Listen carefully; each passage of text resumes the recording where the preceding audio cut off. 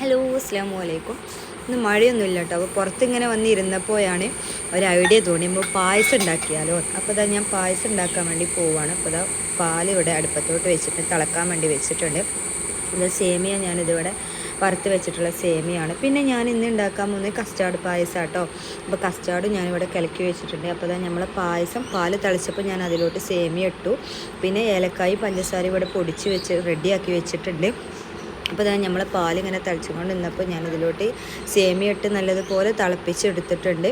അത് നല്ലതുപോലെ ഒന്ന് ഇളക്കി കൊടുത്തു. പക്ഷേ ഗൈസ് ഞാൻ കുറച്ച് അങ്ങോട്ടേക്ക് മാറിയപ്പോൾ ഇതിൻ്റെ കുറേ പാല് തിളച്ചിങ്ങാണ്ട് പുറത്തേക്ക് പോയിട്ടോ.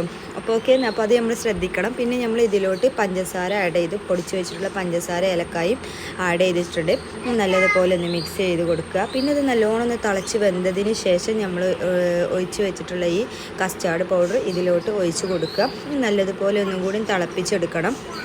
നല്ലതുപോലെ ഒന്ന് തിളച്ചതിന് ശേഷം നമ്മൾ അണ്ടിപ്പരിപ്പ് മുന്തിരിയും, ഇപ്പോൾ ഇവിടെ മുന്തിരി ഇല്ല, അപ്പോൾ ഞാൻ അണ്ടിപ്പരിപ്പ് ഇതാ ഞാനിവിടെ വറവിന് വെച്ചിട്ടുണ്ട്. അപ്പോൾ ഇതാ നമ്മളെ പായസത്തെ അവിടെ റെഡി ആയിട്ടുണ്ട്. അവിടെ ഒരാൾ കുടിക്കുന്നുണ്ട്. അപ്പോൾ ഇത്രയുള്ള വീഡിയോ എല്ലാവർക്കും ഇഷ്ടപ്പെട്ടത്